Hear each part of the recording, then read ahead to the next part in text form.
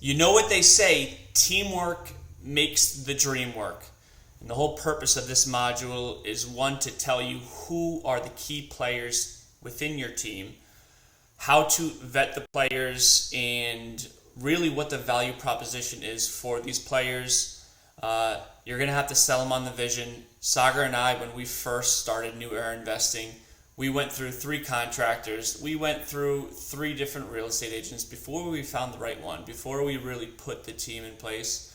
So we're hoping to, one, help you avoid the obstacles, challenges, and hurdles that we faced when we first started the organization. But 2, how you talk to these people. What's the value proposition that you're going to communicate to the real estate agents, to the contractors, to the inspectors, as to why they should work with you? It's a really important part in the process. You're selling yourself as you do every day, and we're going to help you have those educated conversations within this module. So without further ado, let's build the team.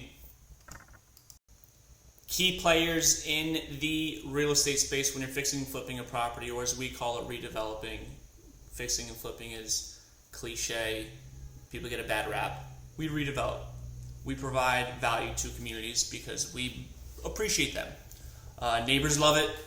We love it. Buyers love it, right? We do things by the book. We do things right, and everything comes full circle. So a couple of key players that I really want you guys to put emphasis on are real estate agents and contractors. And the reason that I say that is because they're really going to help expedite your business plan and make it come to fruition.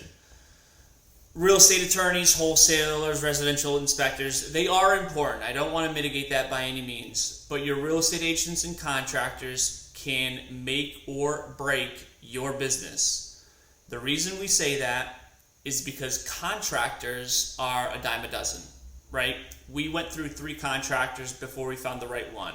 Our first contractor stole $47,000 from us, and it was painful. It hurt the business, especially when you're just starting the business. You don't have revenue, you don't have any liquidated assets or assets that you can liquidate to help offset that.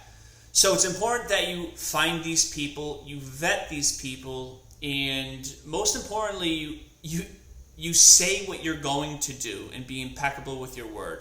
So with the real estate agents, that means if you tell them you're going to close, you close. If you tell them you're going to get back to them based off of a property they sent or some feedback from a seller saying, hey, they came down $50,000, we're within 5%, what can we do? Make sure you get back to them in a timely fashion.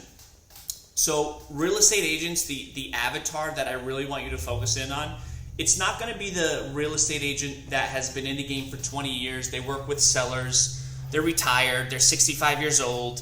It's going to be the real estate agents that are investor friendly. They work with buyers. They work with investors.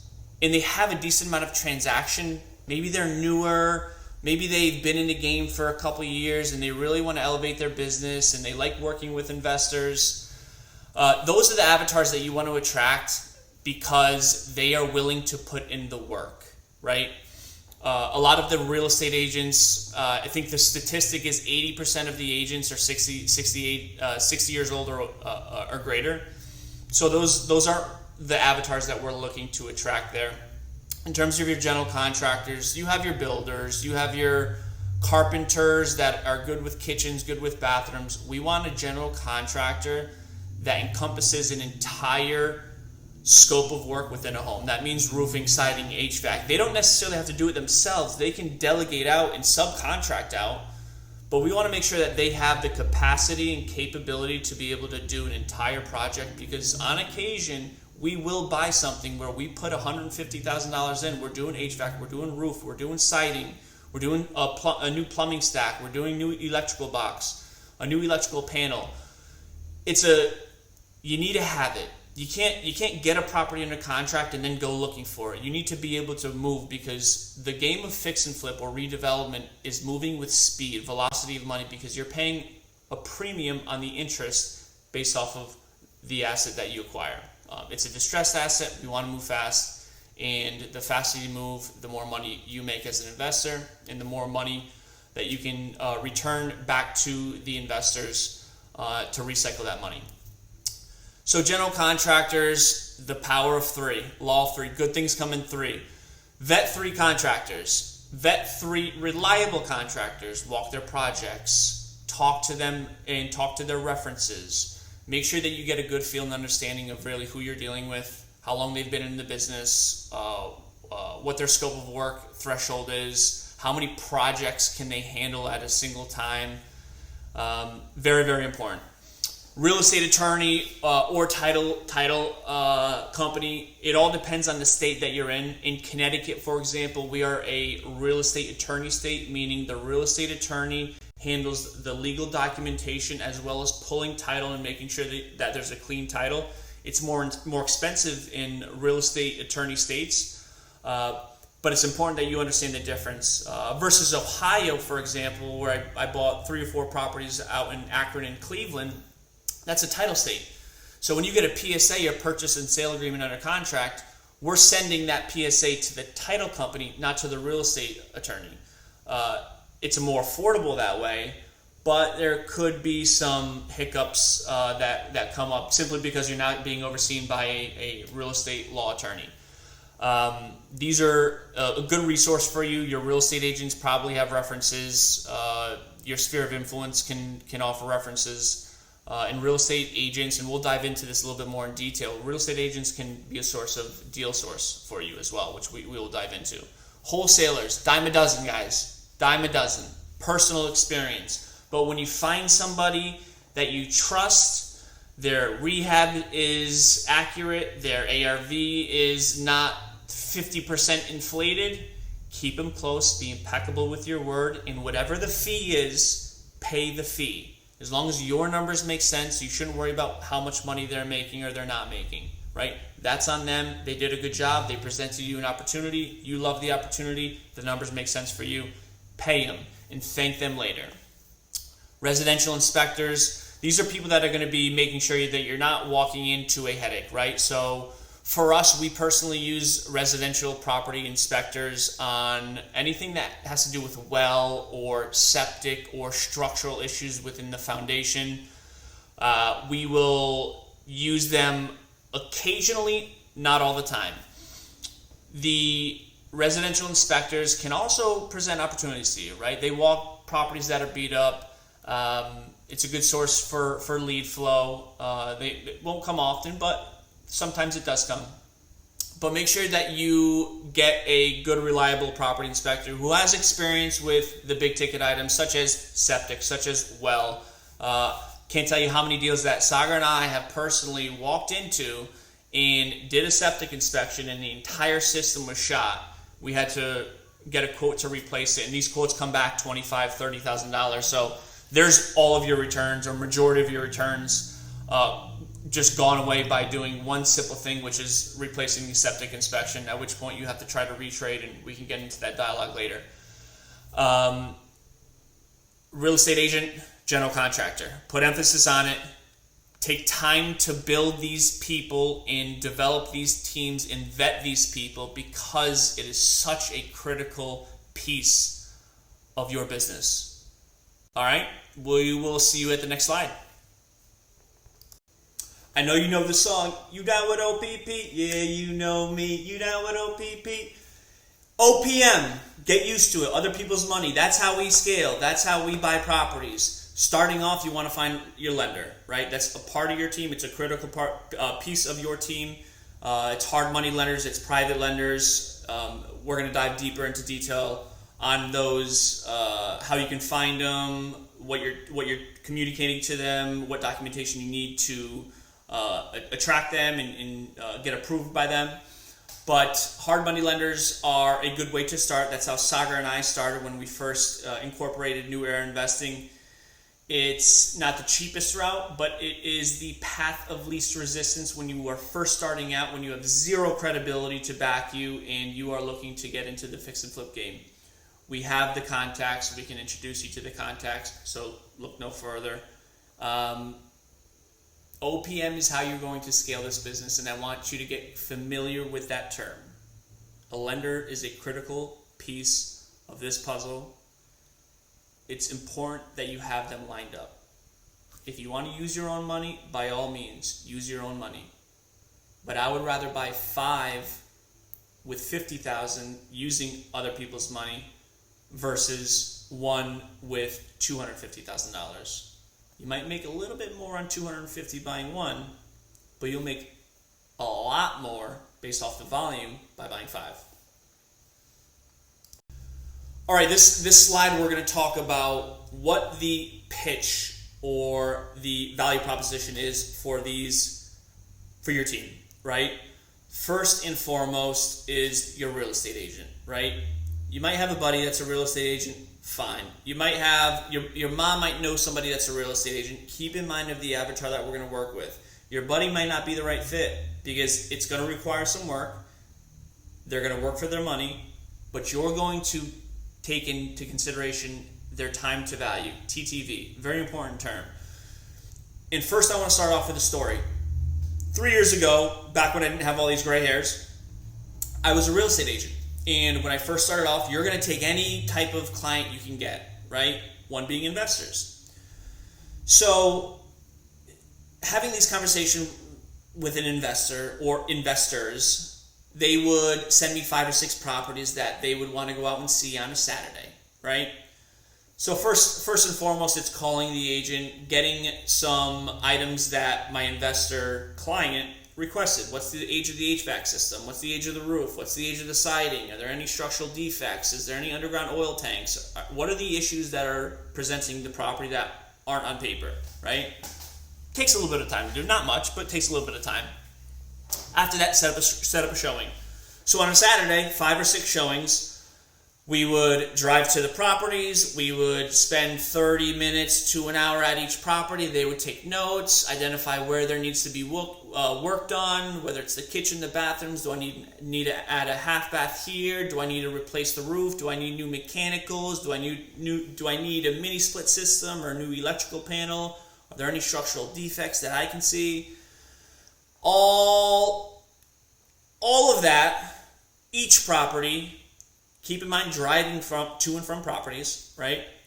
To get back after a full day, because that does take a full day. Think about it, 5 properties, 30 minutes to an hour each property. Driving in between properties about 30 minutes.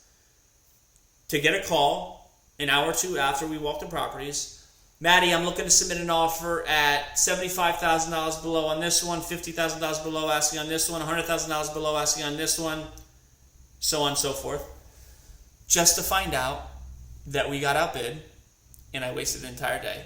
Doing that process over and over again, every single week, I wanted to bash my head off the wall. Every single day. So, how do we resolve that? Well, we resolve that by, Agent Matt, we get it.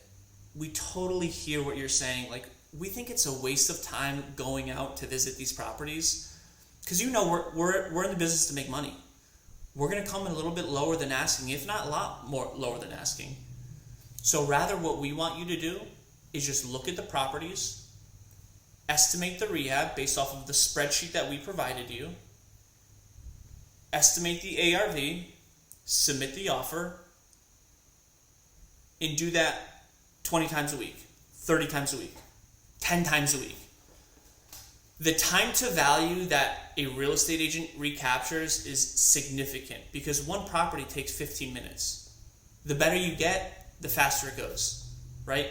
I can do it from my computer desk. I can make money from my computer desk. The only time that I have to go out to the property is when you get it under contract. Is that what you're telling me?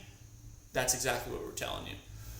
As an agent, I would love that. Our agent loves that. Why? Because he's not wasting gas money. He's not depreciating his car by adding miles on it. He's not wasting his time by working with an investor knowing that you're going to come in 20, 30% below asking price. It increases a real estate agent's time to value, and it shows that you care about their time, right? Another point, the average real estate agent makes around $71,000 a year. Okay, so if you look at $71,000 a year divided by 0.025, 2.5% typical transaction for a buyer's agent, they're closing $2.8 million in real estate a year, give or take, okay? Let's say you close 4 properties a year. And when you buy a property with them, you're telling them, real estate agent, when I buy it with you, I'm listing it with you as well. So they're double dipping. So they're getting 2.5% on the buy side, they're getting 2.5% on the sell side, which, by the way, it's a brand new product, very easy to sell, and we're going to draw a ton of attention to it, right? Because we're going to inject capital into it and appreciate the asset, forcefully appreciate the asset. You can literally double their income the first year from the computer. How can you say no to that, right? It's a very easy conversation to have, and it's based off of increasing their time to value, making them more money, and giving them consistency. Because real estate goes up and down. What doesn't go up and down is your ability and your will to buy properties. You make money on the buy side, you don't make money when you sell it. The profit spread is on the sell, but you make the money on the buy side because where you buy it is the most critical piece of this entire operation, right? So you're going to make more money, you're going to increase time to value, and you're not going to waste their time by driving property to property just to submit a lowball offer. You're going to submit a large volume of offers, you're not going to see the property, they're going to look at it virtually, and all they got to do is have a brief conversation with the seller's agent. That's it. Super simple, super easy. I would have loved it, and that's kind of how we came to about developing this, implementing this system, which has worked and has allowed us to scale from 1 property to 30 properties within 12 months. General contractors. So the value proposition, think about a general contractor. We'll talk specifically in the Northeast. Let's just talk in general. Contractors have their up and down months, right? They don't have consistent work most of the time. So in the winter months, for example, in the Northeast, it slows down. People are in their homes more. They're not out and about, so they're less willing to have contractors come in their home during the winter months because they're in their homes, so they don't want to do any work in their homes. It's the slow part of the season for a general contractor.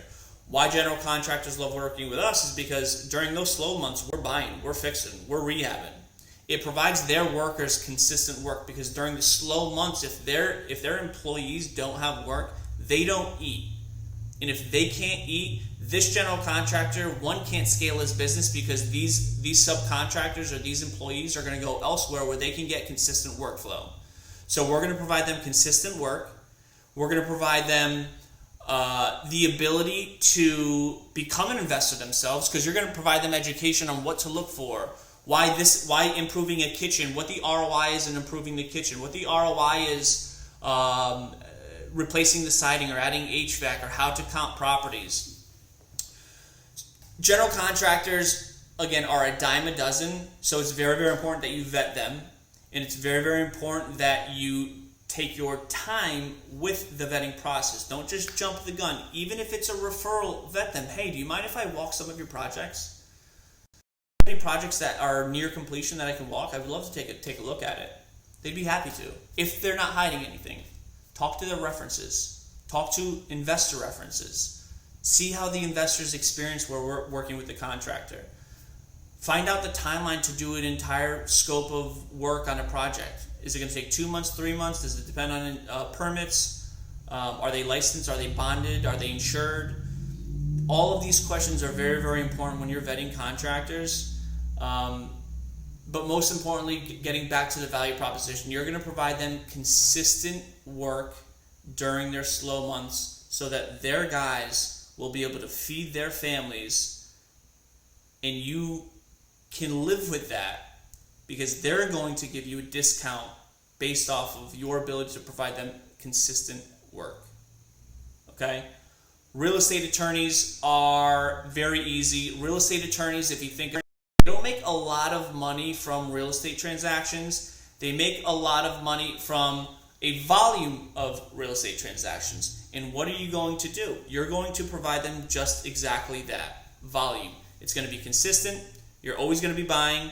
Whether it's 1 project, 2 projects, or 4 projects a year, you're going to be every single year. And in the process, you're going to be networking with other investors, with other real estate agents, with other contractors, and they're going to capture leads from your referrals. And the greatest way that one can provide value to somebody is putting money in their pocket, whether it's directly or indirectly. And what I mean by that is if your general contractor's buying a home, oh, you got to use my real estate law attorney. He's awesome. He's very fast. He answers the phone call. He answers any questions. He guides you step by step through the process, and it really is a game changer for you.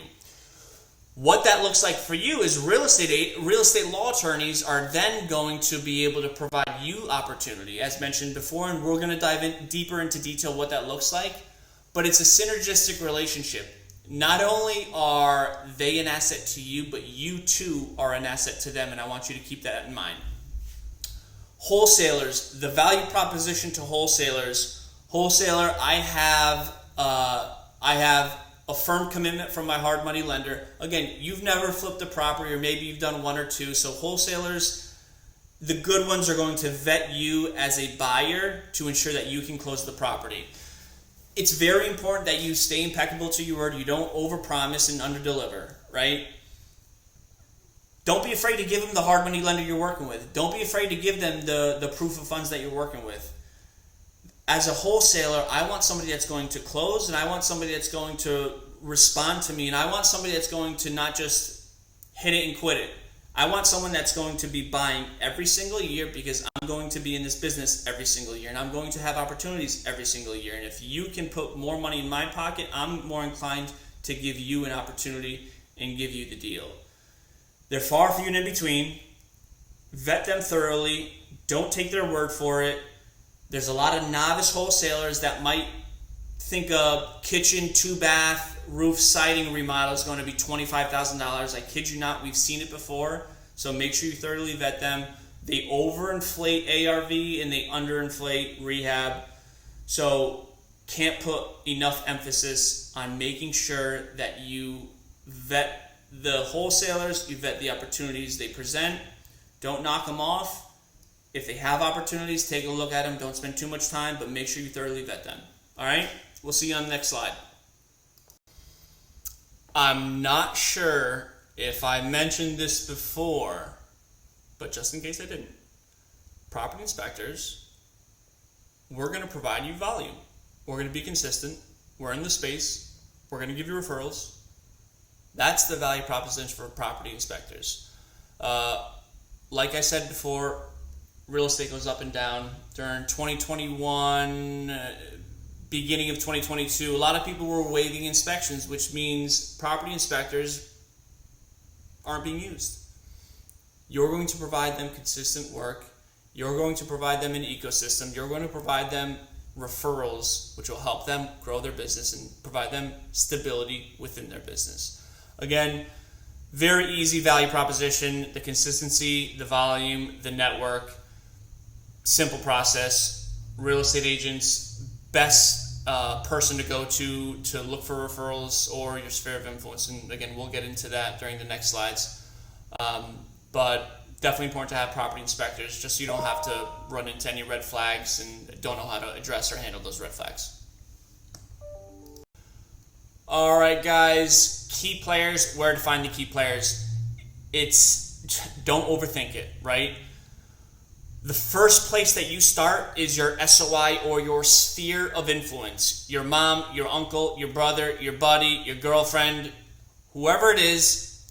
Who do you know that's a real estate agent that's trustworthy, that's looking to double their income, that's looking to work with an investor that makes their life entirely easier, and we do things in an entirely different way? Sphere of influence is probably the easiest way to grow your team. But outside of that, let's say your sphere of influence doesn't have the referrals that you're looking for. Well, then go on Facebook forums, go on Bigger Pockets, go to real estate meetups, leverage people that are already in this space. You got to start talking to more people, because the more hands you shake, the more money you make. And it's very important to remember that. Reach out to people, have conversations with people, and you'll be very surprised to what breadcrumbs will be thrown your way.